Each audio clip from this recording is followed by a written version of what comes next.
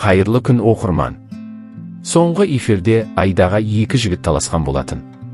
Bir жағынан Барыс, екіншісі Елдар. Екеуінің біреуіне қандай жауап берді, қалай ойлайсыздар? Көрейік, Айда қалай жауап берді? Айданың көңіл күйі қалай екен бүгін? Бүгін жауабымды айтам деп дайындалып келдіңіз бе? Әлде дайындалмай келдіңіз бе? Не айтатынымды Білмейсіз бе? әлі ойламадым. Ешкіммен ақылдаспадыңыз ба? Айтып, мысалы, жеңгеңіз. Білмеймін, енді олар айтады, енді ақылдан айтады, но бәрібір де айтады, енді өзім Ja, эфирде шешем деп отырсыз ғой. Эфирімде түрде көріңіздер. андай прям эфир басталған кезде бәлкім сол кезде может вывод жасайды.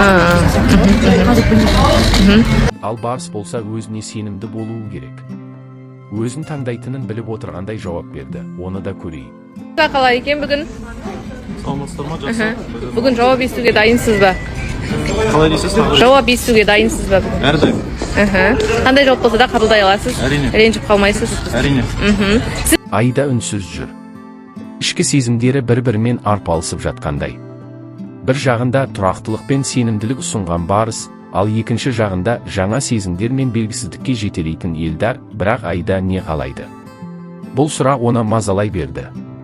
Барыспен өткен сәттер есіне түсті, әрқашан қасында сенімді, қамқор. Онымен бірге жүрсе, болашағы болжамды, қауіпсіз сияқты. Ал Елдар, ол мүлде басқа. Оның жанында бәрі басқаша, ерекше. Айда екі жолдың бірін таңдау керек. Бірақ оның жүрегі әлі де үнсіз.